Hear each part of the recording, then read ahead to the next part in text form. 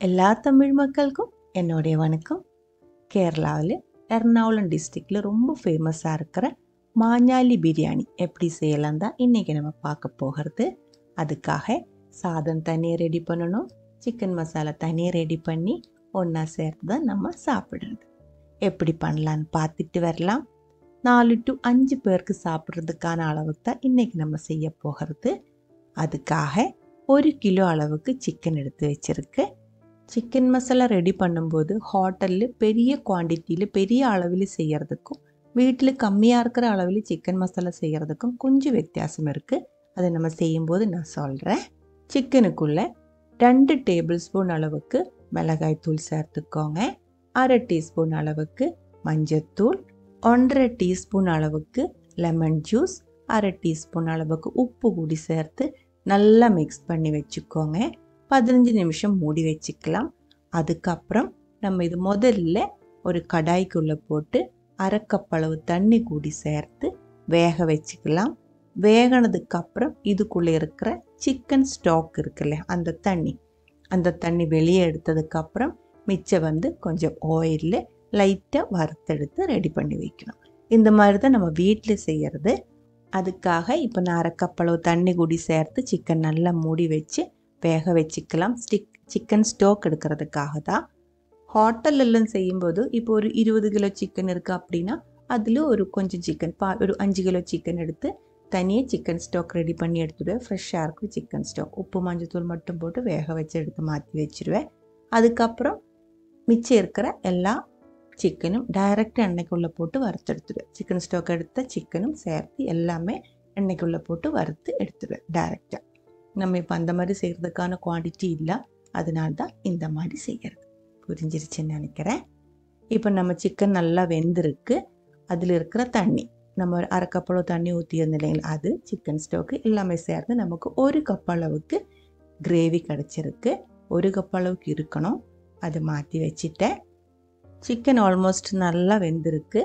அதுக்குள்ளே 1/4 கப் அளவு ஆயில் ஊற்றி லைட்டாக ஃப்ரை பண்ணி எடுத்துக்கலாம். எண்ணெய்க்குள்ளே போட்டு நம்ம நல்லா ட்ரையாக ரொம்ப கட்டியாக ஃப்ரை பண்ணுற மாதிரி வேணாம், இதே மாதிரி கொஞ்சம் சாஃப்டாக நல்லா வறுத்தெடுத்துக்கோங்க. மாற்றி வச்சுக்கலாம். அடுத்தது நம்ம மசாலா ரெடி பண்ணி எடுத்துக்கலாம். நம்ம ஃப்ரை பண்ண கடாய்க்குள்ளே ஆயில் இருக்கும். அந்த ஆயில் பாருங்கள் 2 to 3 டேபிள் ஸ்பூனுக்கு போதும். இல்லை உங்களுக்கு இந்த ஆயில் கம்மியாக இருக்குது அப்படின்னு தோணிடுச்சுன்னா இன்னும் கொஞ்சம் ஆயில் ஊற்றிடலாம். அதிகமாக இருக்குது அப்படின்னா கொஞ்சம் வெளியே எடுத்துக்கோங்க. அந்த ஆயிலுக்குள்ளே 1/2 டேபிள் ஸ்பூன் அளவுக்கு இஞ்சி பூண்டு ரெண்டுமே சேர்த்து இடிச்செடுத்துருக்கு. நல்லா இடிச்செடுத்துருக்கு. பேஸ்ட்டாக இருந்தாலும் பரவாயில்ல, பேஸ்ட்டாக இருக்கும்போது கருகி போகாமல் பார்த்துக்கோங்க. கூடவே 2 பச்சை மிளகாய் கூடி சின்னதாக கட் பண்ணி சேர்த்து வதக்கி பச்சை மணம் போனதுக்கப்புறம் கொஞ்சம் கறிவேப்பிலை சேர்த்து வதக்கி அதுக்கப்புறம் 4 மீடியம் சைஸ் வெங்காயம் நைஸாக கட் பண்ணி சேர்த்து கொஞ்சம் உப்பு கூடி சேர்த்து வதக்கிக்கோங்க. நல்லா கலந்து விட்டதுக்கப்புறம் மூடி வச்சு லோ ஃப்ளேமில் நம்ம இது வேக விட்டுக்கலாம். இந்த வெங்காயம் ஒரு நல்லா வேகட்டும். அதுக்கப்புறம் மறுபடியும் ஓப்பன் பண்ணி வதக்கிக்கோங்க. அதுக்கப்புறம் நம்ம இதுக்குள்ளே 2 பெரிய சைஸ் தக்காளி கட் பண்ணி சேர்த்து வதக்கி தக்காளி வேகிற வரைக்கும் மூடி வச்சுக்கோங்க. கிரேவிக்குள்ளே தண்ணி எதுவும் இல்லை, ட்ரையாக இருக்கிறதுனால தீ ரொம்ப கம்மி பண்ணி வச்சு தான் வேக வைக்கணும். தக்காளி நல்லா வெந்ததுக்கப்புறம் இதே மாதிரி உடச்சி விட்டுக்கோங்க. அதுக்கப்புறம் மசாலா சேர்த்துக்கலாம். 1/2 டீஸ்பூன் அளவுக்கு மிளகாய்த்தூள், 2/2 டீஸ்பூன் ஃபுல்லாகவே மல்லித்தூள், தனியா பவுடர், 1/4 டீஸ்பூன் அளவுக்கு மஞ்சத்தூள் நம்ம சிக்கனில் ஆல்ரெடி சேர்த்துருக்கு, அதனால மசாலையில் கம்மியாக தான் சேர்த்தேன். நல்லா இதே மாதிரி மிக்ஸ் பண்ணிக்கோங்க. திக்காக இருக்கிற ஒரு கிரேவியாக இருக்குது. எல்லாமே நல்லா வெந்திருக்கு. அதுக்கப்புறம் நம்ம எடுத்து வச்சுருக்கிற கிரேவி அதுக்குள்ளே ஊற்றிடலாம். சிக்கன் ஸ்டாக் அதுக்குள்ளே ஊற்றி நல்லா இதே மாதிரி மிக்ஸ் பண்ணிக்கோங்க. கிரேவி கம்மியாக இருக்குது அப்படின்னா கொஞ்சம் தண்ணி கூடி சேர்த்து அட்ஜஸ்ட் பண்ணிக்கோங்க. அதுக்கப்புறம் 1/2 டீஸ்பூன் அளவுக்கு கரம் மசாலா பவுடர் சேர்த்துருக்கு. நம்ம இதுக்குள்ளே சிக்கன் மசாலா, பிரியாணி மசாலா அந்த மாதிரி எந்த மசாலையுமே சேர்க்கறது இல்லை, கரம் மசாலா மட்டும்தான் சேர்க்கிறது. அதுக்கப்புறம் 1 டேபிள் ஸ்பூன் அளவுக்கு லெமன் ஜூஸ், கொஞ்சமாக கசூரி மேத்தி, 1/2 கப் அளவுக்கு மல்லி இலை சின்னதாக கட் பண்ணது, 1 டேபிள் ஸ்பூன் அளவுக்கு நெய் கூடி சேர்த்து நல்லா கலந்து விட்டதுக்கப்புறம் வறுத்து எடுத்து வச்சுருக்கிற சிக்கன் அதுக்குள்ளே சேர்த்து நல்லா மிக்ஸ் பண்ணிக்கோங்க. அதுக்கப்புறம் லோ ஃப்ளேமில் மூடி வச்சு நல்லா ஒரு டைம் ஆவி வரட்டும். சிக்கனுக்குள்ளே மசாலையோட டேஸ்ட் எல்லாம் அப்சர்வ் ஆகிறதுக்கு 5 நிமிஷம் போதும் மேக்ஸிமம். நல்லா இதே மாதிரி சூடாகி ஆவி வந்ததுக்கப்புறம் மிக்ஸ் பண்ணி மூடி வச்சுக்கலாம். மாஞ்சாலி பிரியாணிக்கான சிக்கன் மசாலா ரெடியாக இருக்குது. அடுத்தது ரைஸ் ரெடி பண்ணி எடுத்துக்கலாம். 3 கப் அளவுக்கு ஜீரகசாலா அரிசி, பிரியாணி அரிசி தான் எடுத்து வச்சுருக்கு. கழுக வேண்டாம், ஊற வைக்க வேண்டாம், அப்படியே எடுத்து வச்சுக்கோங்க. பிரியாணி போட்டுக்குள்ளே 2 டேபிள் ஸ்பூன் அளவுக்கு ஆயில் ஊற்றிருக்கு. சன்ஃப்ளவர் ஆயில் தான் நான் எடுத்துருக்கு. இது கூடவே 1/4 கப் அளவுக்கு நெய் கூடி சேர்த்துக்கோங்க. இடையில எனக்கு அது மிஸ் ஆயிடுச்சு. நீங்கள் சேர்க்கும்போது ஆயில் நெய் ரெண்டுமே சேர்த்துக்கோங்க, அப்போ தான் டேஸ்ட்டாக இருக்கும். நல்லா சூடானதுக்கப்புறம் 1/4 கப் அளவுக்கு வெங்காயம் இதே மாதிரி கட் பண்ணி சேர்த்துருக்கு. 1/4 கப் அளவுக்கு கேரட்டு, 1/2 டேபிள் ஸ்பூன் அளவுக்கு இஞ்சி பூண்டு இடித்தது அது கூடி சேர்த்து நல்லா வதக்கிக்கோங்க.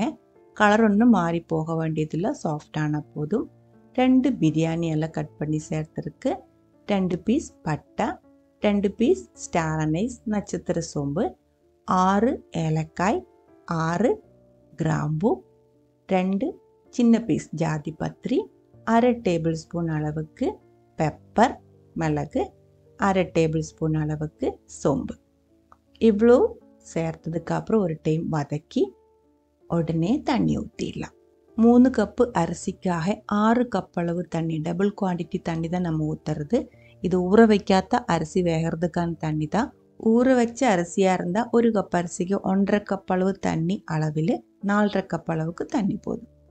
இந்த தண்ணிக்குள்ளே தேவையான அளவுக்கு உப்பு, 2 டேபிள் ஸ்பூன் ஃபுல்லாகவே லெமன் ஜூஸ், 1/4 கப் அளவுக்கு மல்லியெல்லாம் சின்னதாக கட் பண்ணது, கொஞ்சமாக கசூரி மேத்தி, இவ்வளோ சேர்த்ததுக்கப்புறம் மூடி வச்சு நல்லா கொதிக்க விட்டுக்கோங்க. நல்லா கொதிச்சதுக்கப்புறம் தான் நம்ம எடுத்து வச்சுருக்கிற இந்த ஒரு அரிசி கழுகி அதுக்குள்ளே சேர்க்கணும். தண்ணி நல்லா கொதிச்சதுக்கப்புறம் உப்பு புளிப்பு செக் பண்ணிக்கோங்க. அரிசி போடுறதுக்கு முன்னாடி உப்பு புளிப்பெல்லாம் கொஞ்சம் முன்னாடி நிற்கிற அளவுக்கு சேர்த்துக்கோங்க. அதுக்கப்புறம் அரிசி கழுகி போட்டுருக்கு. அரிசி கழுகி போட்டதுக்கப்புறம் தண்ணி நல்லா கொதிக்கும்போது தீ ரொம்ப கம்மி பண்ணி வச்சுக்கோங்க. கம்மியாக இருக்கிற தீயில் இது 3/4 வெந்திருக்கு. தண்ணி இன்னும் கொஞ்சம் வற்ற வேண்டியது இருக்குது. நல்லா கலந்து விட்டுக்கோங்க. மேலே பொங்கி நிற்கிற அந்த வெஜிடபிள்ஸ் கேரட்டு வெங்காயம் மசாலா அதெல்லாமே அரிசிக்குள்ளே அப்சர்வ் ஆகட்டும். அதுக்குள்ளே கொஞ்சம் வெங்காயம் கேஷ்யூ நட்டு ரைசின்ஸ் எல்லாம் நெய்யில் வறுத்தெடுத்து வச்சுருக்கு, சாதம் கூட சேர்க்கறதுக்காக தான். இப்போ பாருங்கள், நம்மளுடைய சாதம் நல்லா வெந்திருக்கு. அதுக்கு மேலே 1/2 கப் அளவுக்கு கேரட்டு, கொஞ்சம் கொத்தமல்லி எல்லாம் கட் பண்ணது, 2 டேபிள் ஸ்பூன் அளவுக்கு நெய், அவ்வளோ சேர்த்ததுக்கப்புறம் மறுபடியும் நல்லா மிக்ஸ் பண்ணி டீ ஆஃப் பண்ணிக்கோங்க. மாஞ்சாலி பிரியாணியோட சாதம் ரைஸ் ரெடியாக இருக்குது. ஆறுனதுக்கப்புறம் இது நல்லா இதே மாதிரி ஒன்றுக்கு ஒன்று ஒட்டாமல் கிடச்சிடும். சூடோடே சாப்பிட்றதோட கொஞ்சம் ஆறுனதுக்கப்புறம் சாப்பிட்டு தான் நல்லா டேஸ்ட்டாக இருக்கும். மசாலையும் ரெடியாக இருக்குது. நம்ம இதை எப்படி சர்வ் பண்ணுறேன்னு பார்த்துக்கலாம்.